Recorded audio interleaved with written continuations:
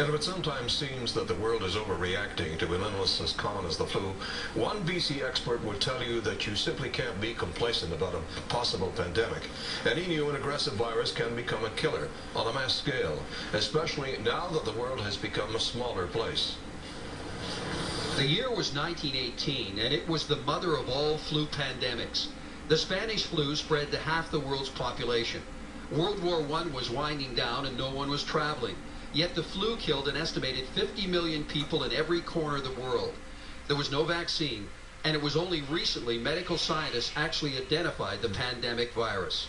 They only isolated the virus in a lab last year. They didn't even know what the virus was for 80 years that caused such devastation. Only last year? Yeah, only last year. They had to dig up out of bodies out of the permafrost and recreate and genetically re-engineer the virus. They never had it. It just disappeared. Dr. Kalla should know. He's a novelist who writes medical thrillers.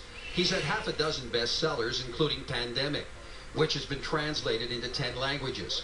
His books, in addition to being dramas, are life lessons about fear and worldwide threats of a killer virus. The reason we don't normally every year have pandemics is because most flu viruses that emerge from year to year are just slight variations on the ones that happened the year before. When real problems happen is when you get these what's called antigenic shifts, where they have a brand new virus that our immune system has never seen before and is devastating to us. And theoretically, that's what happened in Spanish flu, and theoretically that could happen again.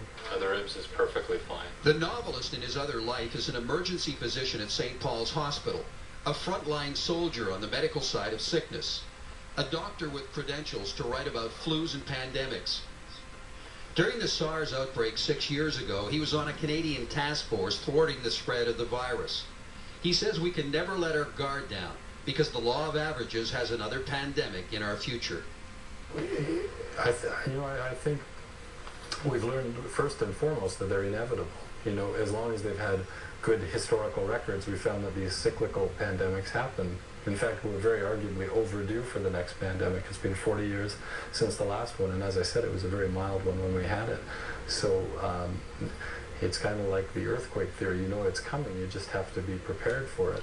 The lessons in Dr. Kalla's novels never overestimate the potential of a new influenza, and we can never be over-prepared for an onslaught of an aggressive virus, because like the Spanish flu, the outcome can be disastrous.